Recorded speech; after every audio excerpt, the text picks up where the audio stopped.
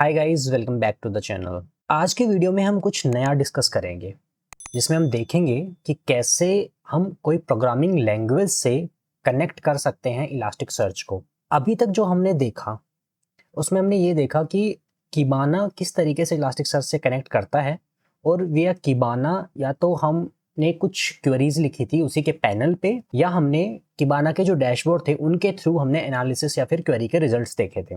तो जब elastic search किसी प्रोडक्ट में किसी प्रोजेक्ट में यूज होने लग जाता है तो वहाँ पे कीबाना बेसिकली एक विजुअलाइजेशन टूल की तरह हेल्प करता है। ये हमें क्वेरी बनाने में, कॉन्सेप्ट समझने में ये हेल्प कर देता है, राइट। बट अल्टीमेटली जो क्वेरीज पे जो आपने रिसर्च की होती है, जो क्वेरीज आपको अच्छा रिजल्ट दे रही होती है, उन क्वेरीज को आपको अल्टीमेटली कनेक्ट करना होता है अपने जावा प्रोग्राम या किसी भी और लैंग्वेज के प्रोग्राम या प्रोजेक्ट के अंदर कनेक्ट करना है। तो चलिए स्टार्ट करते हैं। हम स्टार्ट करें उससे पहले मैं आपको कुछ चीज़ बताना चाहता था। हमारा जो व्यूअर रेशियो और सब्सक्राइबर रेशियो है वो बहुत कम है।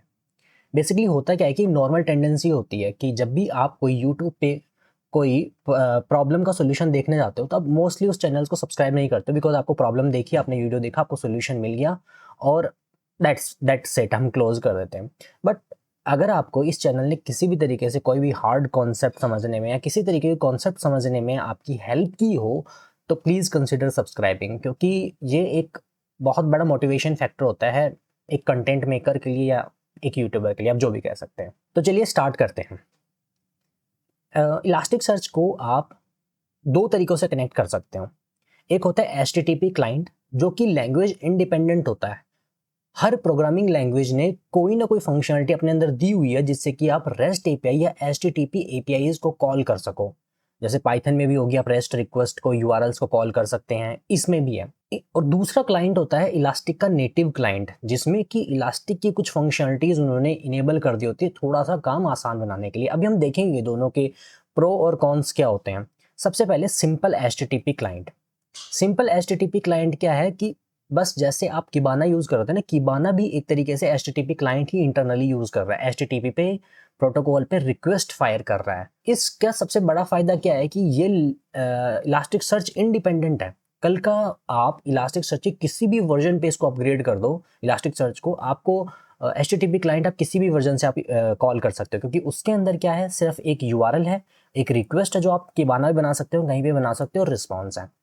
तो सिंपल HTTP क्लाइंट में हमने क्या किया है, जो मैं आपको ये कनेक्शन के तरीके बता रहा हूँ, जो भी ये लाइब्रेरी, जो प्रोग्रामिंग लैंग्वेज है, मैं यूज कर रहा हूँ यहाँ पे जावा के। बाकी आप मोस्टली लैंग्वेज के क्लाइंट की डॉक्यूमेंटेशन की उन्होंने कौन से मेथड्स वगैरह दिए हुए हैं वो इलास्टिक सर्च की डॉक्यूमेंटेशन में देख सकते हो, आपको वहां मिल जाएगा। फिर भी कोई इशू आए तो आप कमेंट सेक्शन में बिल्कुल डाल दो। तो सिंपल HTTP क्लाइंट में बनाने के लिए हमने क्या किया, क्लाइंट का ऑब्जेक्ट बनाया। जैसे कि जावा में होता है, कोई भी क्लास वगैरह आप यूज कर रहे हो उसका ऑब्जेक्ट बनाते हो। हमने एक पोस्ट का ऑब्जेक्ट बनाया कि हमें किस यूआरएल पे पोस्ट करना है। उसके बाद आपने एक क्वेरी बनाई। ये क्वेरी आपको कहाँ से मिल सकती है, ये क्वेरी आप किबाना से जनरेट कर सकते हो, राइट। किबाना में हमने जनरेट किया था ना, ये कुछ नहीं लिखा हो, ये बेसिकली यही है, query equals to match all query, जो हमने किबाना में बनाते हैं वो का वो डबल जो करली ब्रेसेस है उनके बीच का कंटेंट में यहाँ पे लेके आ गया हूँ, बस मैंने पोस्ट कर दिया है मैच क्वेरी। उसके बाद ये कुछ बॉयलर प्लेट मेथड है कि मैंने पोस्ट जब कॉल करते हैं ना तो एंटिटी में सेट कर देते हैं हेडर, क्योंकि ये मुझे पता है कि एप्लीकेशन जेसन है और वहाँ से भी एप्लीकेशन जेसन आने वाला है। उसके बाद में मैंने एग्जीक्यूट कर दिया और एग्जीक्यूट करके इसका रिस्पॉन्स देख लिया। तो अब देखते हैं इसका रिस्पॉन्स किस तरीके से आता है। ये मैंने चला दिया, ठीक है। ये बाय डिफ़ॉल्ट मैंने, क्योंकि कुछ और लॉगिंग नहीं लगाई है, तो HTTP के साथ जो बाय डिफ़ॉल्ट लॉगिंग लेवल आ रहा है वो डिबग आ रहा है, तो डिबग के लिए बहुत कुछ पोस्ट कर रहा है डिबग में। आप लॉगिंग लेवल हटाना चाहो तो आप अपनी log4j.properties वगैरह में आप लॉगिंग का लेवल अप कर सकते हो या इसकी लॉगिंग डिसेबल कर सकते हो। तो आप रिस्पॉन्स देखोगे तो वही रिस्पॉन्स है। इसमें पहले उसने ये बताया कि कितना टाइम लगा है, कितने शार्ट्स आए सक्सेसफुल, और यहाँ से उसने पर हिट के अंदर, एरे के अंदर आपको दिखा होगा ना कि आपको सारे रिस्पॉन्स आ जाते हैं, इस इंडेक्स से ये डॉक्यूमेंट आए। तो बाय डिफॉल्ट जो डॉक्यूमेंट्स रिटर्न होते हैं वो 10 रिटर्न होते हैं, और ये वो डॉक्यूमेंट यहाँ पे रिटर्न हो गए हैं। तो ये पहला तरीका हुआ HTTP यूज करने का, बहुत सिंपल है, सब लैंग्वेज में ऐसा ही होगा। इलास्टिक सर्च की यूआरएल जिसमें कि इंडेक्स का नाम होगा, सर्च एपीआई होगी, पोर्ट होगा जो बाय डिफॉल्ट 929200 होता है, और एक क्वेरी होगी जो आप किबाना से जनरेट कर सकते हो, राइट। ये पहली बात होगी हमारी सिंपल HTTP क्लाइंट की। अब हम देखते हैं इलास्टिक क्लाइंट। तो इलास्टिक सर्च ने भी एक क्लाइंट दिया गया है जिसको हमारे क्लस्टर के बारे में ज़्यादा पता होता है।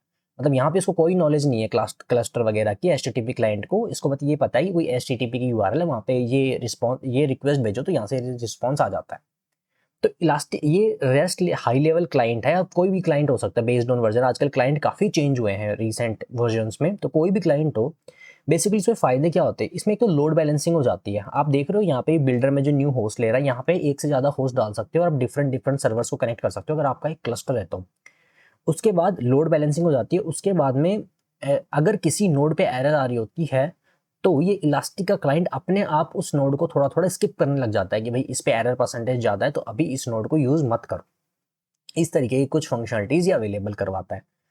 और सबसे बड़ी बात, जब आप एचटीटीपी क्लाइंट यूज़ करते हो तो आपको जेसन के साथ काम करना पड़ता है। जेसन को पार्स करो, जेसन में क्वेरी लिखो, जो रिस्पॉन्स आया उसको भी जेसन में पार्स कर करके चीज़ें निकालनी पड़ती है। मतलब आपको की वैल्यू पेयर्स देखने पड़ते हैं कि यहाँ से जाके, जैसे ये है ना, अगर यही क्वेरी आप रिस्पॉन्स पार्स कर रहे हो तो आपको पता चलता है क्वेरी के अंदर जाना है मुझे, क्वेरी एक मैप है, फिर उसके अंदर जाना है मुझे मैच ऑल, वहाँ से मुझे चीज़ निकालनी है। बट इलास्टिक सर्च ने इस चीज़ को जो बोलते हैं मार्शलिंग और डीमार्शलिंग बोलते हैं, जेसन वगैरह को रीड करके क्लासेस ऑब्जेक्ट बनाना, ऑब्जेक्ट को जेसन में कन्वर्ट करना।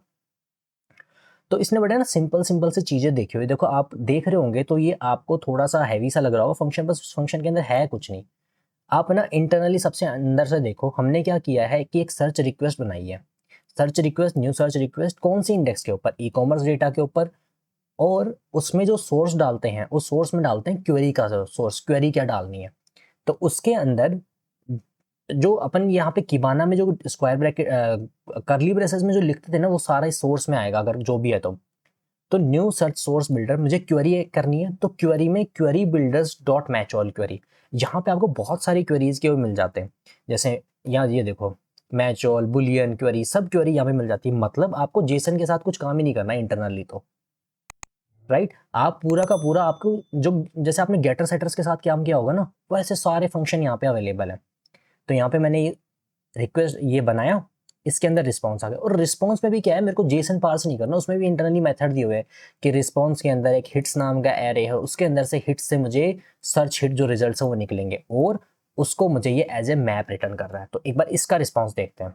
तो ये मैंने इनेबल कर लिया, राइट, पर मैंने शायद कॉल नहीं किया है। तो अभी हम इलास्टिक को अनकमेंट कर देते हैं और इसको कमेंट कर देते हैं। इसने सबसे पहले तो देखो जो रिक्वेस्ट की है उसका जो रिस्पॉन्स आया, जैसे आपने पहले जेसन में देखा था ना ऐसा वाला रिस्पॉन्स, वैसा वाला रिस्पॉन्स है, राइट। ये शार्ट्स वगैरह, इसमें पूरा रिस्पॉन्स होगा बड़ा सा।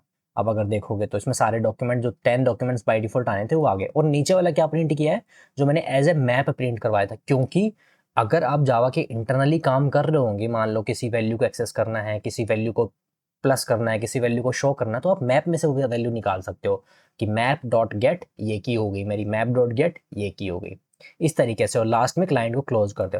तो दैट वाज इट, ये था हमारे कनेक्शंस के ऊपर। आगे की वीडियोस में हम देखेंगे कि कैसे आप डिफरेंट डिफरेंट क्वेरीज कर सकते हो विद जावा लैंग्वेज, जावा के साथ कनेक्शन बना के। बाकी लैंग्वेजेस में भी सेम ही कॉन्सेप्ट होगा, आप ट्राई कीजिए बाकी लैंग्वेजेस में भी। और हाँ, अगर आपको ये कंटेंट हेल्प कर रहा है किसी वे में, प्लीज़ सब्सक्राइब।